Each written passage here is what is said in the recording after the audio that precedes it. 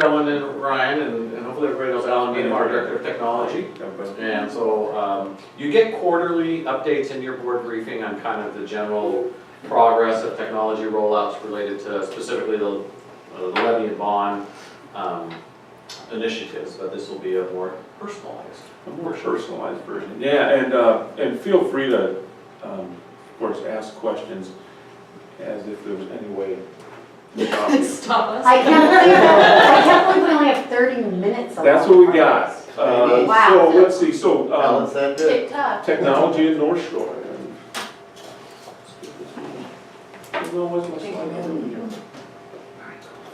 There we go. Okay, so I just wanted to recap really quick the 4 big points we talked about last year and kind of give you an update on where we are with those. We talked about the revision of the responsible use procedure. It was actually called acceptable use at that point, and we changed the focus to not so much telling kids what you can't do and here's what you're going to get in trouble for and here are the things that are wrong, but more talking about responsible use of network services and the internet, just sort of generally speaking.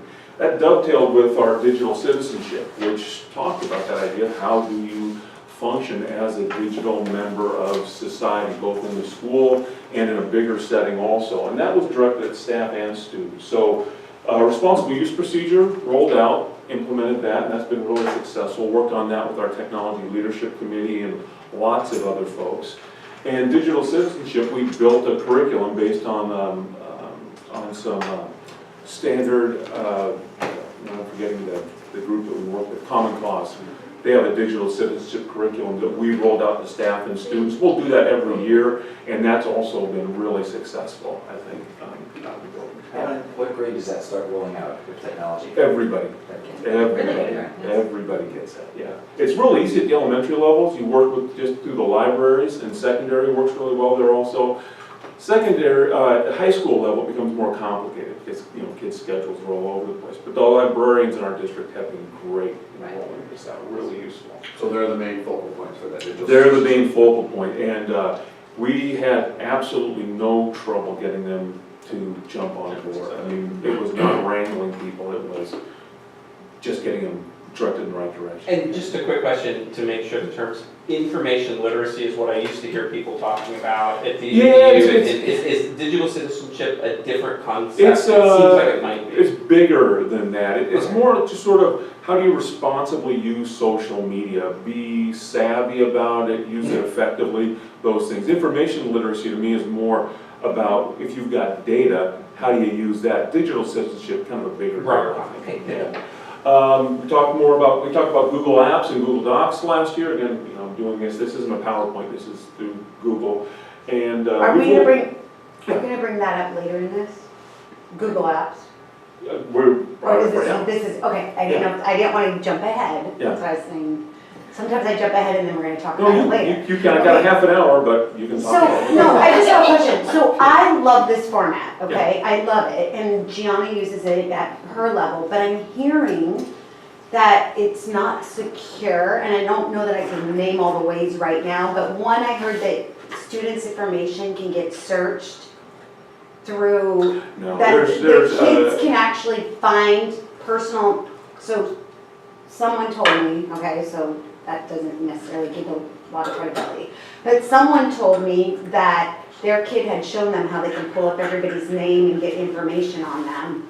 I would be interested in seeing how. I can ferret that out more and Sure. see how far that goes. No, that's I would say Google's products are as secure as anybody else's that they've got out there. There's always people who are working on cracking these codes and trying to get around them, but it's as secure as anything that's out there. I mean, that is part of the digital citizenship idea that we've talked about with kids is you've got to be careful, you've got to be savvy, and you've got to be aware of the fact that once it's out there, and how's it being shared, how's it being used, be aware of those types of things. North Shore, we're approaching 1 million Google Docs in one form or another that staff or students have created out there, so we are deeply invested into the Google products. Staff got on Google really, really early. We called it a project last year because we really finally made the effort to get the last couple of schools who weren't on board to get them on board. But most of our schools have been on for quite a So while. who has access really quick though to the student's ID? So for example, Gianna can log in from home. Mhm. You know, she's a fourth grader. If they're working collaboratively on a project, I can see it. Yeah, Right, it's, so it's who you elect to share your document with. I mean, I share documents with varieties. But what about their password and their username? Well, their That's- password, other people can't get unless But the you teacher share it has with them. it. Teacher does not have the student's password. Okay. At some of the primary ages, That's they what may I'm talking have, at about, the yeah. primary Yeah. ages, they may have it. But even the youngest kids have access, they could change their passwords if they wanted to. But at the very youngest ages, some of the primary teachers would have the kindergarten or first graders, they would have their passwords. Okay. And the teacher keeps that secure. But as you get older, not even the teacher has access. But I could go in there, for instance, and change Gianna's password. She would have to give you access to that. Right, but I mean, yeah, her, Like, I well, can't change I my have kids' it, usernames but- and password because they ain't telling me. no, but That's I right. mean, her and I could go, she has the ability to change her password. She absolutely. As a fourth grader. She And she doesn't absolutely have to pass that on to her teacher, is that what I'm hearing? Her teacher has it to start with, but when she's changed it, she's changed it. Her Okay. teacher wouldn't have access to it. Yeah, okay, and I don't care, I'm just curious how it works. But the big project, the one that I kind of want to focus on, are access to devices. When we went through the 2014 bond levy process, and we talked to Technology Leadership Committee, Technology Advisory Committee, TRTs, teachers, administrators, everybody was universal. More devices in the classroom, more devices for kids to access, that's what we wanted. And we are satisfying that need through a combination of deployment of additional devices and BYOD, bring your own device. And BYOD is both a way to bring more devices into the classroom, but for me it's kind of a bigger deal than that. We talked about this last year. It's an acknowledgement of here's how people work in the real world. People have their device every place they go, and they carry it with them. So you don't want school to be this anomaly of where the relevant use of technology is something we shut down when the kid gets into school. I mean, when you say it, it just sounds crazy, right? So we want to make that something that kids can do. You've got your device, you pull it out. They do that every place else in the world. You don't want the least relevant part of their day being the time that they're at school. And I think that's kind of what we have. And so we're talking like high school and junior high, they could pull out their iPhone or their iPad-ish? Yeah. Okay. Yeah. And elementary. And elementary. I mean, the Right. focus for 2014 bond levy was on getting the secondary kids there, but ultimately it's everybody. And we've got some places where elementary school kids are doing that today. So, next slide. So talking about deployment. So, our mandate from the TAC folks was bring our student device ratio down from 5-to-1 down to 3-to-1. And they said, well, do that by the time North Creek High School opens. Well, we did it a lot faster than that. We did it last year. So we've got here, these are all our secondary schools. See here, their enrollment, their current device to student ratio that they've got set up in their building, and the total number of devices we've got in each of those schools. Now, when we say devices in this sense, these are a combination of things. They're the computers that kids have in the classroom.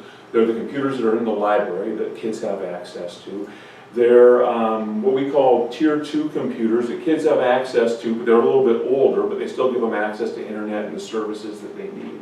So you can see that in a place like SAS, they're basically at 1-to-1 now. Some of those computers are not directly in the classroom, but they're a student computer. These are not staff devices, these are student access devices. So all these would include things like Chromebooks and the laptop cows and all that stuff. Chromebooks, desktops, Windows computers. This also includes like the CTE computers that we have rolled out there. These would include computers that we've awarded people through innovation grants that we've awarded some teachers. A lot of things. Include iPads and Androids, the Surfaces. anything that is primarily student use. Yep. Yeah. Is the ratio, like, is there one junior high, for example, that the ratio could be higher than that? Oh, there's some, they vary a little bit. I mean, here, you see the ratio. Oh, I'm for sorry, junior highs I just, here. that, my fault. Yeah, so Okay. like North Shore Junior High's at 1.98. I see. And what Skyview's 161. There's some variation in there, but they're all under 2 to 1 at this point. The elementaries, you can see the same numbers there. Some are a little bit higher than 2. They're all under 3. Some of them, like Cottage Lake, where they've been really aggressive about the use of what we call innovation grants, where teachers come up with ideas of, here's something different that I want to do in my classroom that we don't even know if it's going to be successful yet, but I want to try it. So Tamara Erickson, she's first grade teacher out at Cottage Lake, her idea, which has been really successful, is I think everybody's underestimating first graders. I think first graders can effectively use iPads in the classroom. Can I get a classroom set of them? So we gave her, I don't know, 30 iPads or whatever it was. She's gonna need to talk to the kindergarten teacher at Moreland, who's got. But it's been really successful. I mean, little kids using iPads, and they've been doing it for 3 years now, and it's working. And a quick board policy question. So here I see more variation than I saw on the others. And just, I'm wondering if the board wanted to say, let's get the elementaries to 1.5 or something like that, or if the ratio is even the driver metric, is that, and I'm just throwing it out there, probably let it die, but is that the kind of the thing where we could help you, or we should be taking some action, or are we kind of steady as she goes, we're really not seeing gaps or whatever? Well, the mandate was get down to 3 to 1, and really the variation that you're seeing here is, like I said, we've been a combination of individual teachers, and at the elementary school, because you got smaller numbers, one teacher getting an AO grant can really skew numbers. And also, some of the elementary schools have been more aggressive about their use of those tier 2 computers. And I know that's not a fully supported computer. I know it's 4 or 5 years old. It's a little funky. I'll take it. In some of the other buildings, the teachers have said, I don't really want those unless they're new. So that's why you really see some variations here. And I think the information that is the ratios that you're talking about really started with our community groups. Right. Yeah. We're talking about our Tech. community, our tech advisory groups and our tech leadership groups, which Right. is sort of the teacher/staff and administration about what's best for kids. Tax got parents on it. Yeah. And TAC has got some, you guys got had 4 parents on it. So kind of sort of a consequence of the policy question is sort of a hard fast, we're gonna get to 1.5 for everyone. Some of these differences are based on demand that's being driven at the Yes. school. Whereas a hard fast, you run the risk of perhaps you're putting technology out there that's not Not going to be gonna fully be utilized Right. in a way that it might be someplace else. You know, that's interesting, because we had some schools that said early on, hey, I don't want to use these computers, somebody else can use them, and we've said, well, it's not about you wanting to use it, but kids having access. So we're not taking these devices out here. Let's talk about getting you to use these in your classroom instead. So, and that's been really What's our successful also. update? I mean, do we have a process Refresh. for, yeah? Refresh process. Every 4 years, once after about 4 years, we take a tier 1 computer, fully supported, we think is fully modern, and then replace it with a new one. So about every 4 years. So you label them tier 1, tier 2, is that the only 2 tiers? Yeah, after they get to about tier 3, it's their doorstops. We do have tier 3, or we don't? I mean, no, you don't. I mean, Okay. tier 3 really is, this thing's non-functional. Okay, okay. Yeah, tier 2 computers are, you can run this thing into the dirt, and when you send it back in, we're not gonna repair it. You can just use it until it collapses. So we just got the 2 tiers. But all tier 2s have internet access? Yeah. Okay. How much, is there more demand? Are you hearing from these schools saying we need Chromebooks. more? People Oh, love really? Chromebooks. Devices. Oh my gosh, More access they to can't get devices. themselves enough Chromebooks. Okay. They're super easy to deploy, they're cheap, and they do 99% of what kids want to do. They give them access to the network. And they're just reliable, the things just run like tanks. Well, and paired with Google apps too. Yeah. You get all that cloud, you don't need the hard Yeah. storage. Smarter balance testing is fully functional on the Chromebooks, they work great there. In some cases, because they run less software, there's less things that conflict and mess up. I mean, sometimes simpler is better. Chromebooks are nice that way, people love the Because Chromebooks. Chromebooks, you don't need a Word document, you just go on the Google Docs. Yeah, but you can edit Word documents within Google Docs, there, yeah. So you can do that. It gives them everything they need, and it's simple, and the things just run. So people love I think it. one of the smart things Alan did with his committee this past year and sort of deployment was looking at devices in a general sense, not as a laptop or a desktop. Because I think when we were going through the planning process, we didn't know what new technologies would be out there 2 to 4 years later. And I think, we use the example of when we were planning the bond and the levy, sort of these devices were non-existent. They were sort of behind the scene, but not in the public. The 2010 election is the best example, because it was within, a month or two of the election passed, the iPad launched. iPad got launched. We had all these great plans and then iPad launched. Well, we're not doing any of that. Yeah. Steve Jobs just changed the world. Yeah, so we know that the technology is moving pretty quickly, so we've said, why don't we just label this as devices and not as a laptop or a desktop?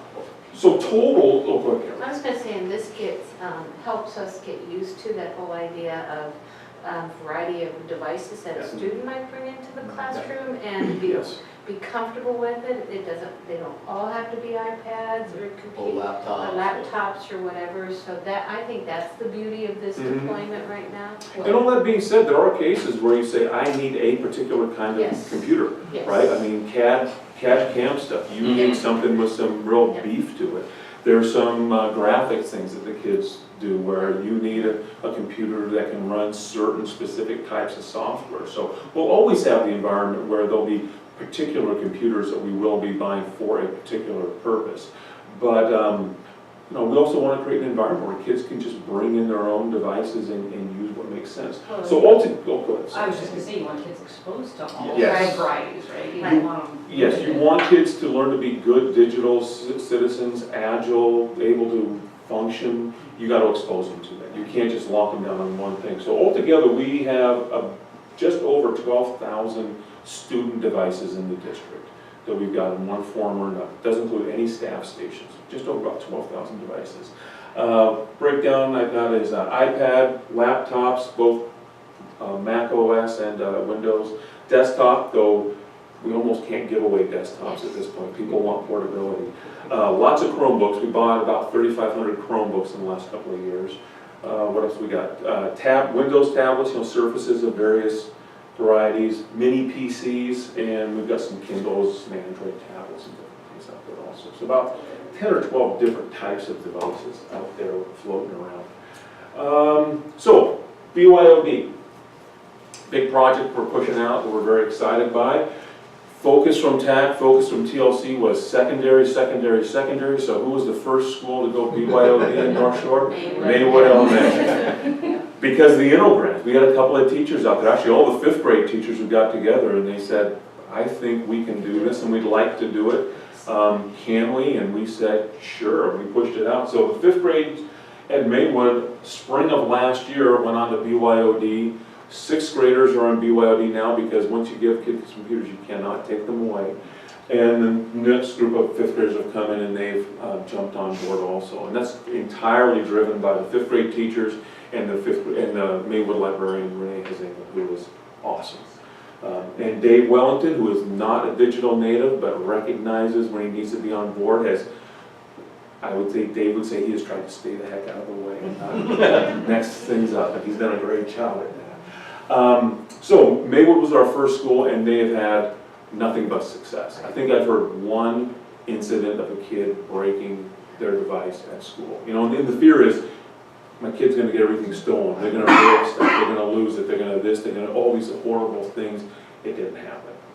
It works out there.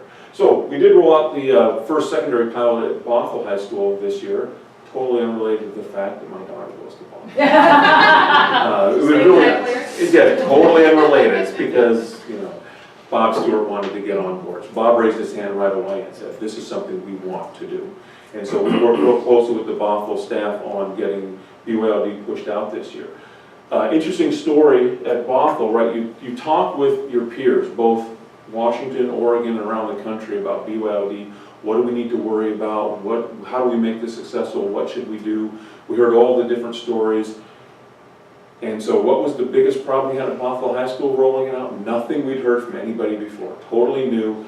The kids were afraid that we were spying on them through their computers. Yeah, nobody had ever mentioned that before. When we first rolled it out, we were excited, and we get my daughter and about 5 of her friends to jump on board right away. And I said, well, what's going on? And Regan, my daughter, tells me, he says, people are afraid that you guys are snooping around, that you're using the computer to Can you? monitor. We could if we felt like it, I suppose, but I don't have that kind of time, and frankly, they're not that interested. But this is a good question though, can the principals? No, Okay, so like, I would see what a kid's fear is, that they're getting on Facebook in the middle of class and someone's noticing it, or they make some, yeah. comment. I mean, ultimately, if you're gonna be completely honest, could we sniff the network traffic and figure, we probably could. I have neither the time, nor the energy, nor the interest to do something like that. But one of the things, but to that point, not a lot of employees know that almost all employment law allows your employer to Right. watch what you're doing Yeah. and to look at all your email and everything else. A lot of people think they have privacy Why don't? at work through their work computer, and that's not the way digital life is. Right.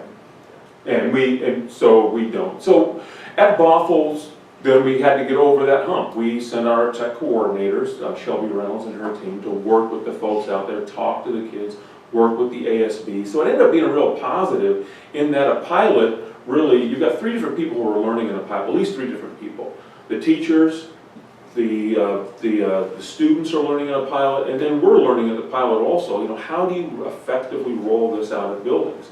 And we, as much as we had the teachers excited about the idea of rolling it out, they didn't exactly know what they wanted to do. They knew they wanted to bring BYOD in, but they didn't really know, how am I going to incorporate this into my lesson planning? And as much as the administration knew they needed to get on board with this, they weren't really sure how to best support the rollout. And from our standpoint, technology, we tried to be a little more hands-off than we probably should have been in letting them run the show and not giving them enough guidance. So when it finally rolled out, it was with a whimper and not with a big bang. But I'm happy to report now, as of today, we've got 900 student devices that are on the BYOD network out at Bothell, and we're adding about 50 a day are getting added. So now that we've got over that hump of we're really not monitoring what you're doing and kids are using it in the classroom, teachers are getting comfortable with it, kids are adding more and more devices every day. Out of curiosity, what are they using their phones, or are they bringing in large? Mostly phones, and that's what we anticipated seeing, is because most kids were already packing a phone with them. Right. So it's a matter of not me bringing something new, it's me taking it out from underneath my desk and setting it on top of the desk. I mean, really, that's what kids are doing. That being said, Regan told me she's got one of her friends, the first day it opened up, man, he showed up with his laptop and he was ready to go. Calling. But there's not any sort of expectation someone's gonna go home and have to buy a Chromebook? No, because we still have devices out in the building. The librarians, again, the librarians are great. At Bothell have this checkout process, so if a teacher says, we're really gonna need devices in the classroom tomorrow, and they don't wanna go to the hassle of getting a CAL and, or reserving it or whatever, they'll say, stop by the library, check out a device, bring it with you to class tomorrow. Or a kid can just make their own call and say, I'm gonna need a device today. They go down to the library to check out the device. So from an equity issue, trying to think through that lens, so if I don't have a device, Yeah. which is maybe hard to believe, but it does happen. Yeah. So that child has to physically go Yeah. check one out Or each and every day. Or they'll have them in the classroom for the kid also, an individual classroom. But the equity issue, I see that as kind of our next big issue to solve. Because even if the kid had a device and they checked it out every day, checking it out every day is a little bit of a hassle. Mhm.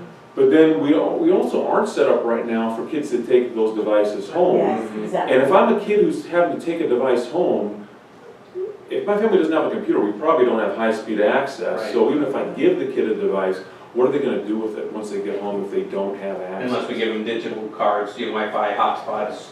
Yes, which, there's cost and problems associated with that. Right. So that's kind of our next big hurdle to jump, I think, is how do we unpack that problem? Yeah. Because it is a problem. That being said, lots of kids have lots of devices, and we're seeing that it really is making an impact. Right now, I'd say at Buffalo, it's more driven around the idea of a kid deciding that this is a moment in which I feel like I need to use my computer. And so the kid will bring it out. We haven't seen a lot of cases where teachers are building whole lessons around every kid in the room having a device because of BYOD. If they were doing that, they already were doing that. But we're seeing a lot more incidents of just kids saying, now's a good time for me to use my computer and to bring it out and use it. So. Yeah, so So, it's been really I successful. know that in, I remember Shoreline School District back at least 8 years ago or 9 years ago was doing a checkout system Mhm. for, I think they gave every ninth grader a laptop. Yeah, they do a one-to-one for high school kids in Shoreline. Yeah, so, so maybe the first step with the equity, because that's something I'm concerned about too, is that because they may have high-speed access, or they may have a friend that has it, right? So they go to their friend's house, but if they don't have a device, so, I mean, maybe that's the first area. And I I'm think- thinking, exploring, how can we get a system where that kid can take that computer? Yeah, and I think that's a great topic for our technology leadership committee to start trying to unpack with those teachers who are out in the buildings and trying to figure out how do we want to approach that, how do we want to solve that. So Maybe they we've get a computer for a year. But Yeah. with a sense of what I know that when I asked this question 4 or 5 years ago, it was about 20%, but that was Mhm. before this had really Yeah. exploded, so. The numbers, it's probably less than 15% now is what I'm hearing, but the other issue that we're starting to see now are not enough devices at home. We've heard from more kids who have said, we've got a device, I've got 3 Share, siblings, right. they're all using it, I Mhm. really need my own device. So it's not even, I don't have a device, we don't have enough devices. So they have the access, some of them may not Perhaps, yeah. have that's kind of Yeah. where I'm seeing maybe the first issue is they don't have access to the Mhm. device. They may My have kids said that access, too. Yeah, they may have access at yep, home. that's, Yeah, yeah, and so that's that'll why it's be, important to in- unpack it. Right. as we go down the road. So when I go to Buffalo really quick with my phone, do I have to log onto the server to be able to use my phone now? To be able to just, text, if, let's say? you as a board member, or you No, as just a me as a person in the community? Does a student, Or I as a guess, student. goes to anybody probably, you know how you can black out things so people can't use their devices unless you're on the server? So, You no. can kind of, you can make it, no, there's like, Oh, but like putting like cell phone blockers on? oh, I don't know how it works, but like I know, so like if I go into my work and I use my cell phone to try and text or something, it moves slower because it keeps wanting to bump me into this, to log onto the server. Does it kind of force you or prompt you to? Oh, depending on how your device is set up, it may prompt you to say, would you like? But they don't if have you're to a be on the student- server, No, this is my question. no, some kids use their data, some kids jump on the Wi-Fi. It's up to the kid. Okay. Let's see, so what are we rolling out moving forward with BYOD this winter and spring? We're getting all the rest of the secondary schools except for Woodinville and Kenmore. And Woodinville and Kenmore both have some stuff going on with their principals have said, can we not lay one more thing on top of staff right now? And if we promise we'll go in August, can we be given a little bit of time out here? So we said, yeah, we'll do that for them. But the rest of them, we're rolling them out this year. And I want to get some more stuff. So what does that mean for us in terms of infrastructure? Now this is when we went out for 2014 bond and levy.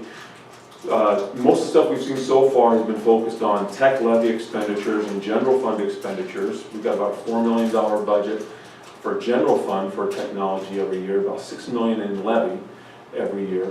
But we've also got $6.5 million in bond over the course of the 4 years for technology, and infrastructure is where those dollars are being spent on bringing in fiber optic across the district, improving cabling out of the buildings. WAPs, wireless access points, that's your acronym, you get to take home, it's WAPs, wireless access points. We've got 1,500 plus of those out at the building so that these devices can get on board. There's where a lot of our bond expenditures are going. And we've got 26,000 devices. So we've got about 12,000 plus 2,000 staff, about 14,000 computers.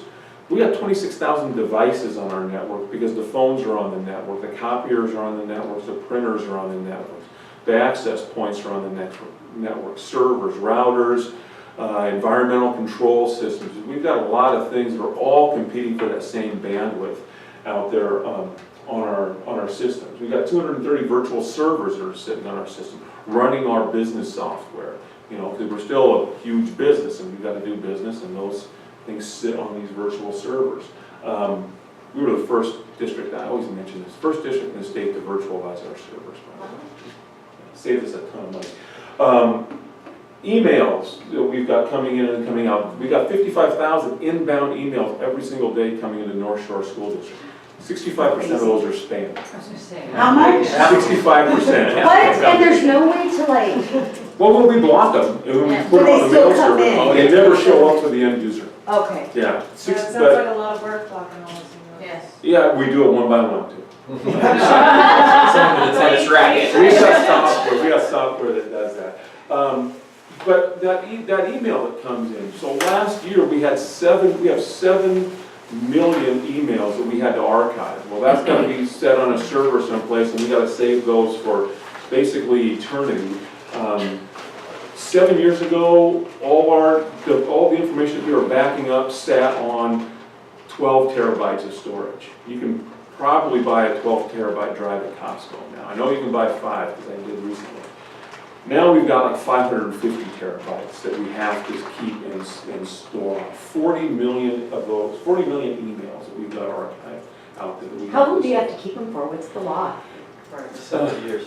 Well, but depending on what the content is, it's even longer, so Who goes through those and decides to delete them? nobody goes through them inside. That's why you get to keeping them all, is because nobody goes through them and decides to delete them, because nobody has the time for it.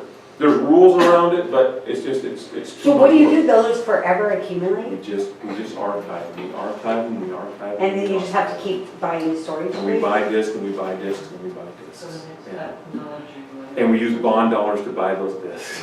And they get cheaper and cheaper. Yeah, and they do get cheaper and cheaper, yeah. Across the district, we run 67 miles of fiber connecting our buildings to one another. We own all our own fiber, because when we started rolling this network out, nobody had networks in some of the places that we wanted to go to. There wasn't fiber to lease, so we just bought our own, built our own network, and now we own our own fiber. So literally, we're connected underground from. Underground or through the air. Oh, Yeah, cool. one way or another.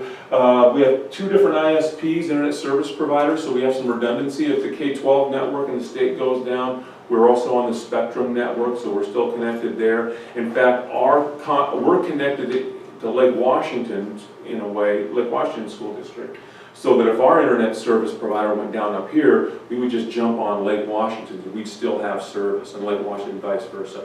The nerds downstairs are super excited by that. That's a fast. They love that, yeah, that we were able to do that. But now within the buildings, these internet service providers, we have gigabyte service, so that's 1 billion bits per second that you can move across that. Well, we're even higher within our buildings where we're running our fiber. We can push information from our central office out to our buildings faster than they can go out to the internet, because we've got better cabling connecting those things together. So we got 10 gigabytes to each of the secondary schools or better, and we're 2 to 4 to each of the elementaries. But the big choke point, and where we're using bond dollars again to make things better, is once you get inside the schools. Most of that cabling is like from 1999. So it's like you have or a better example is you have a super train, like a bullet train, but you're running on old tracks. It's capable of going so much faster than the infrastructure inside the buildings can manage, that's where our next big effort is to build up the speed inside those buildings. Do we have the dollars for that? Sorry. Yeah, that was the plan within our bond and levy last time. We planned for that. So with the letters doubling their bit numbers, right, they're from 2 to 4, Yeah. how does that, what are you seeing that? Well, we're seeing the impact for that for Yeah. people. More devices can be on the network simultaneously. Speed, it's not so much a speed issue at this point, it's more that I can get more devices. The kids bring their devices, I can get more of them and support them. I don't think I asked that right. So a letter right now is 2 bits, and because we're expanding our letter capacity, we're going to increase it to be 4 bits. I'm not following. So Could be 6 bits and a dollar. So it takes 2 bits to create a letter right now. Yes. But we're expanding to add Arabic, Chinese, Oh. and Oh. so, what's the word I'm A looking for? character. Character, thank you, Yeah. is now gonna take 4 bits. Oh, I hadn't even thought about that. Okay, No, I don't think that'll have any impact on it. okay. I hope it doesn't. I don't think that'll have. It might on the individual computer. Yeah, Let's see, what else did I want to cover? The last thing I've got, my last slide, just barely over, is what are the other systems that we run and we support out of the buildings? Again, going back to the idea that we are a business, I mean, we're a big business, is There are systems that we run just for the purposes of doing the district's business. And the big one for us is our student information system. So we were on a system called ESIS for a long time. Pearson bought them, Pearson being Pearson, immediately end of life because they wanted us to move to another product. We said we're not going to do that, we're going to self-support, pick our own system, which was good because Pearson just sold ESIS to somebody else, like 3 months ago. We went to a system called Synergy for our student information system. We've been on that for a couple of years now. And you own it. And we own that, yeah, and we own that. And that's a big project. We train everybody in the district on that system. But when we talk to the TAC about it, parents don't get excited about student information system or Chronos timekeeping system or DocuSign forms automation system.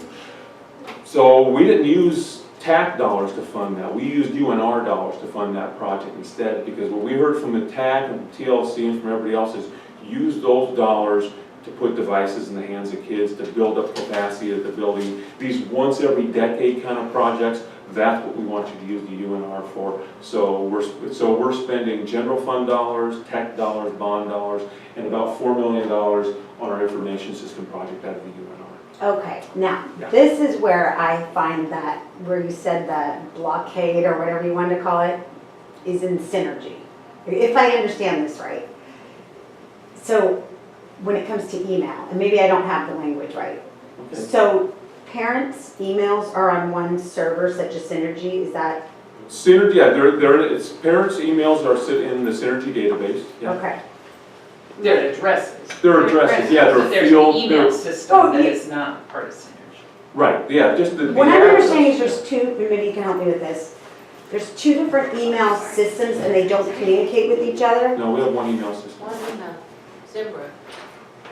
No, when you put a parent, there's the school where the parents would give their, Are you talking about the email distribution list, that they maintain different lists? yes. Oh, And So then there's they communicate. so like you tell people, don't send me this, or do send me this, and then they do or don't get. I'm even saying getting someone's name on when a district email goes out versus when a school email goes out. Aren't those two separate systems? No, they shouldn't be, but I can't say that some of the schools don't maintain their own side system of information where they think, well, this is where we pull our email addresses out. There's one set of emails inside of Synergy for all the How does parents. somebody get on that?